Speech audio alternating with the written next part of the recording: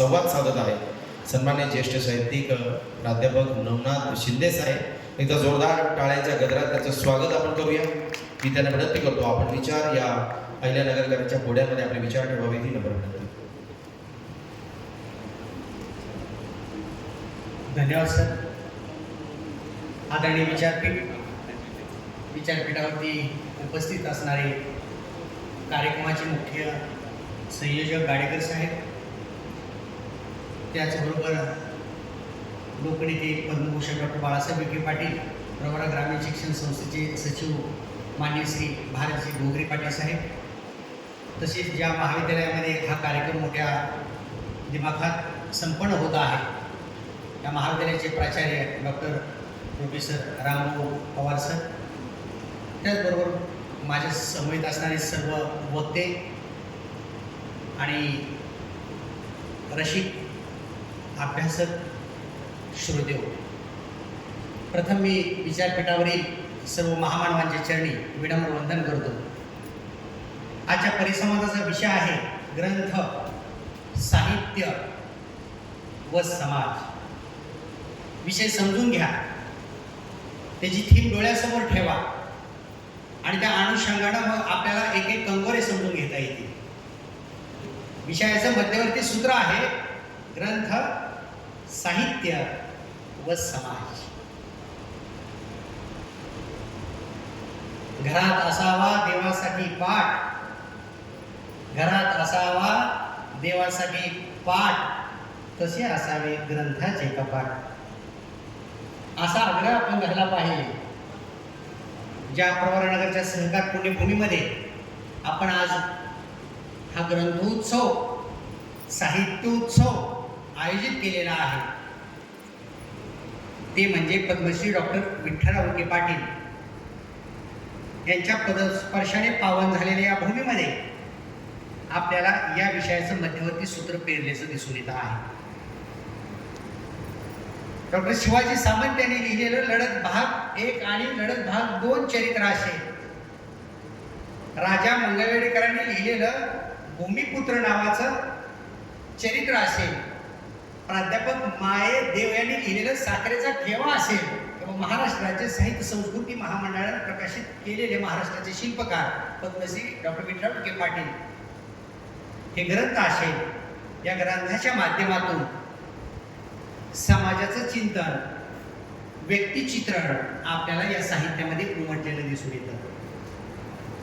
लोकनेते पद्मभूषण डॉक्टर बाळासाहेब विखे पाटील यांनी लिहिलेलं आत्मकथन आपणही वाचला असेल. शीर्षक आहे देह वेचावा कारणी. देह वेचावा कारणी या आत्मकथनामध्ये ते लिहितात की येथे मी स्वची कहाणी सांगत नाही, तर मी आणि माझ्या भोवतालचा असणारा समाज मी माझ्या साहित्यामध्ये मांडलो आहे. म्हणजे साहेब म्हणजे समाज आणि समाज म्हणजे साहित्य, या एकाच नाण्याच्या 2 बाजू होत्या आणि हे प्राधान्यानं त्यांच्या आत्मकथनामध्ये येत आहे. पत्रकार अरुण साधू यांनी लिहिलेलं दी पायोनियर असेल. हे सर्व ग्रंथ आपण या मांडे आले ते पाहिल्यानंतर एक लक्षात येत आहे की ग्रंथ, साहित्य आणि समाज हे परस्पराशी पूरक आहेत. हे आपल्याला बाजूला काढता येत नाही. ग्रंथ, साहित्य आणि समाज हे बाजूला काढता येत नाही. ग्रंथाचा विचार करत असताना हे ग्रंथ पूर्वी हस्तलिखित स्वरूपामध्ये उपलब्ध होते. कलकत्त्याच्या श्रीरामपूर येथे इसवी सन 1805 साली छपाईचा पहिला कारखाना सुरू झाला ब्रिटिश काळामध्ये आणि पुस्तक रूपामध्ये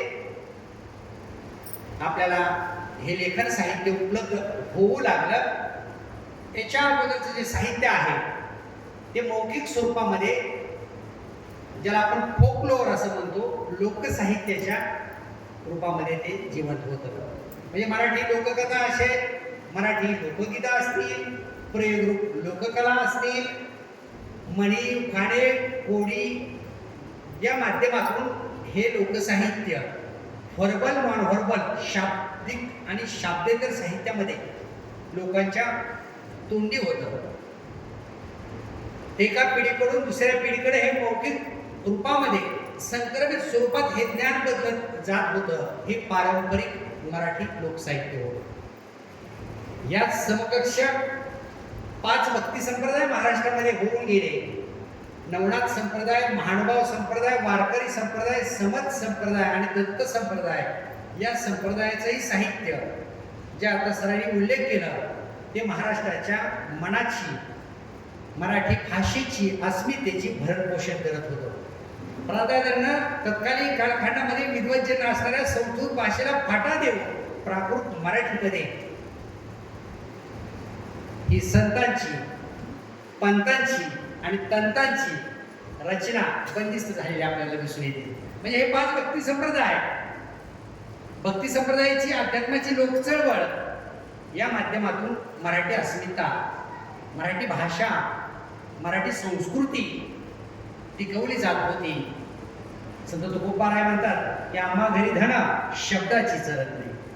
आम्हा घरी धन शब्दाची चरत नाही. शब्दाची जे शस्त्रे यत्ने करू, शब्दाची वाटू जनधन लोका. म्हणजे शब्दामध्ये इतकं सामर्थ्य आहे, शब्दामध्ये खूप ताकद आहे. कारण शब्दानेच पेटतात घरे आणि दारे सुद्धा. या ग्रंथ वाचनातून साहित्य आकाराला येत असतं. साहित्य हा शब्द संहित या संस्कृत धातूपासून बनलेला आहे, ज्याला इंग्रजीमध्ये आपण लिटरेचर असं म्हणतो. याच्यामध्ये कथा, कविता, कादंबरी आणि नाटक हे प्रमुख मुख्य 4 वाङ्मय प्रकाराचा उल्लेख केला जातो. त्याचबरोबर काही दुय्यम किंवा गौण असे 4 वाङ्मय प्रकार उल्लेखले जातात. त्याच्यामध्ये चरित्र, आत्मचरित्र, आत्मकथन आणि ललित लेखन याचा उल्लेख होतो. ललित लेखनामध्ये आठवणी, अनुभव, प्रवास वर्णन, स्तंभलेखन, निबंधलेखन, मी विषयीचे असणारी गोष्ट या सर्वांचा अंतर्भाव या ललित लेखनामध्ये होत असतो. आणि यातून साहित्य हे आकाराला येत असतं. साहित्यामध्ये प्रतिबिंब उमटतं कोणाचं? पुन्हा समाजाचं. म्हणजे ग्रंथ, साहित्य आणि समाज. साहित्यामध्ये प्रतिबिंब उमटतं कोणाचं? समाजाचं. साहित्यामध्ये चित्रण होतं कोणाचं? समाजाचं. समाजामध्ये घटना, प्रसंग, कथानक हे सर्व घेऊन हा गाभा पकडून त्याच्या माध्यमातून कल्पनेची स्फुट चढवून काल्पनिक पात्राची निर्मिती करून अगदी चित्रपटामध्ये ज्या पद्धतीने घटना प्रसंग घडत असतात ते खरं तर आपल्या अवतीभोवतीच घडत असतात. या सामाजिक परिघातून आणि सभोवतालच्या पर्यावरणीय वातावरणातून साहित्य हे निर्माण होत असतं. मग साहित्यामध्ये येणारे कथासूत्र असेल, कथाशय असेल, व्यक्तिचित्रण असेल, ज्याला आपण कॅरेक्टर पात्र असं म्हणतो, भाषा असेल, संघर्ष असेल, हे जे काही रसायन आहे हे रसायन कथानकाचे हे घटक कथेचे होऊन जातात, कादंबरीचे होऊन जातात आणि उत्स्फूर्त जी मांडणी आहे उत्तम क्रमात योजिलेल्या उत्तम शब्दांची ही साहित्याची मांडणी होत असते. आणि हे साहित्य समाज वाचत असतो. एकंदरीत भाषा, सवयी, संस्कृती या साहित्यामध्ये येत असतात. असं म्हटलं जातं की बिना कपाशीचे बोंड उले त्याले बोंड म्हणू नये. बिना कपाशीचे बोंड त्याला बोंड म्हणू नये. हरिनामा विनकोले त्याले तोंड म्हणू नये. अरे माणसा माणसा तुला दिले की रे देवाने 2 हात 10 बोट त्यारे चिमलेले येऊलीशी चोच तेच ओठ तेच दात. संत बहिणाबाई आपल्या कवितेमधून समाजचिंतन सहज सुलभ भाषेमध्ये मांडताना आपल्याला दिसून येतात. डॉक्टर आनंद रतन यादव यांचा डॉक्टर आनंद यादव कसा होतो हे आपल्याला झोंबी, नांगरणी, घरभिंती यामध्ये दिसून येतं. न शिकलेला शिवा अशिक्षित अडाणी राहतो. शेतमजूर म्हणून तो अविरत कष्ट करतो, पण पाठीवरती श्रीगणेश उमटवणारा आनंदा डॉक्टर आनंद रतन यादव होतात आणि पुणे विद्यापीठाचे कुलगुरू होतात, ग्रामीण साहित्याच्या चळवळीचे एक प्रमुख बनतात। हे परिवर्तन जे होत आहे ते वाचल्यामुळे होत आहे। म्हणून अहिल्यानगर ग्रंथोत्सव ही परिवर्तनाची नांदी आहे।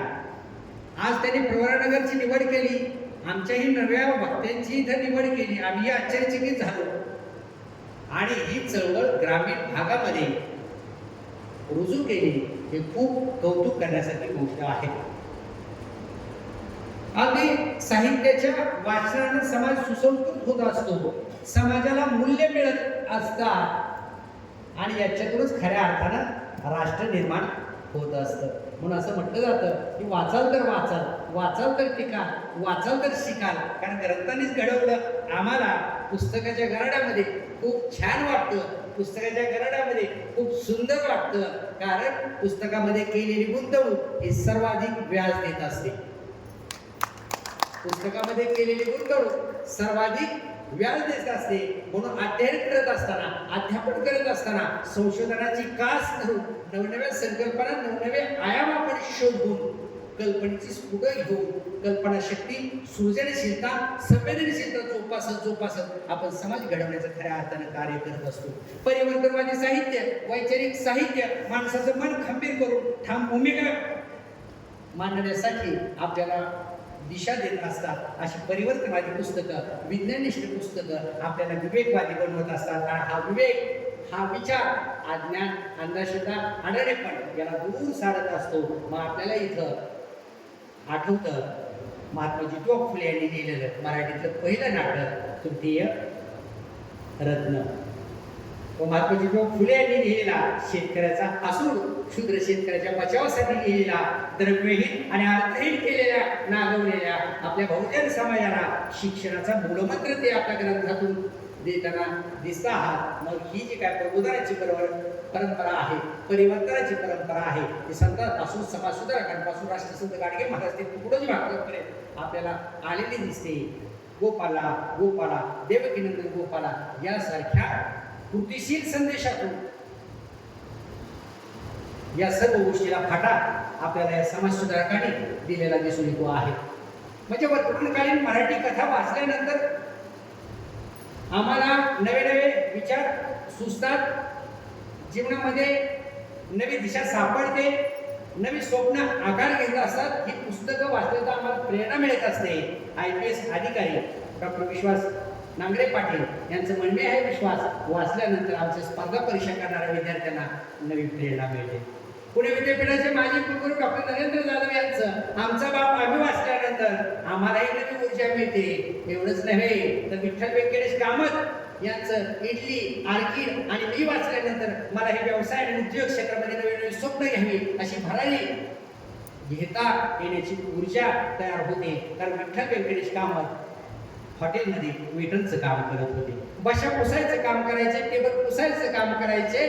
7 मजली बिल्डिंगला वरती पाहिल्यानंतर एक व्यक्ती पेंटर बिल्डिंगला रंग देत होता, पाळण्यावर लटकून त्यांना ते पाहिलं आणि जीवनामधला आत्महत्येचा विचार दूर सारला गेला आणि त्यांनी महाराष्ट्राच्या बाहेर 250 रेस्टॉरंट उभा केले।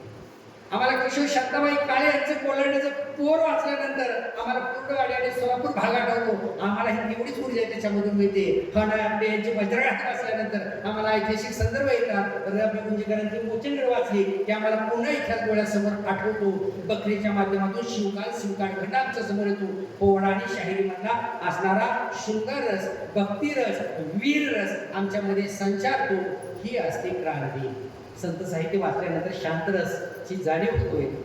ऐतिहासिक कथा ऐकल्या की अद्भुत रस आमच्या डोळ्यासमोर उभा राहतो। म्हणजे हे भक्तीचे नवविध रस हे आमच्या साहित्यानं आम्हाला दिलेले आहेत। म्हणून आपला माथा ठीक करण्यासाठी गाथा वाचा हा जो संदेश आहे, आपलं मन, मेंदू, मनगट घडवण्यासाठी पुस्तक वाचा हा जो संदेश आहे, तो संदेश आपल्याला या ग्रंथोत्सवाच्या माध्यमातून मिळतो आहे। म्हणून ग्रंथ, साहित्य आणि समाज हे राष्ट्र उद्धारासाठी महत्वाचे असलेले दिसून येतात। सन 1925 साली इतिहासचार्य विका राजवाडे म्हणजे विश्वनाथ काशीनाथ राजवाडे यांनी लिहिलेला भारतीय विवाह समितीचा इतिहास आजही आम्हाला मार्गदर्शक ठरतो आहे।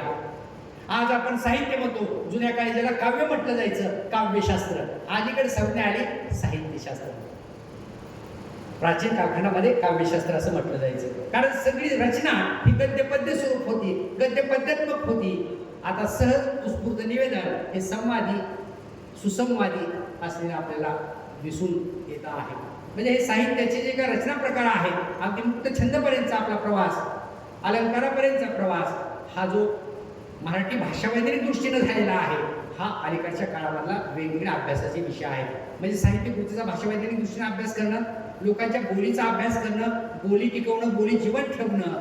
बोली जीवन ठेवणं म्हणजे आमची संस्कृती जीवन ठेवणं, भाषा जीवन ठेवणं म्हणजे आमचा इतिहास जिवंत ठेवणं. कारण हे समाजाचे आधारस्तंभ असलेले दिसतात आणि हे सगळे साहित्यामध्ये, पुस्तकामध्ये बंदिस्त झालेले आहेत.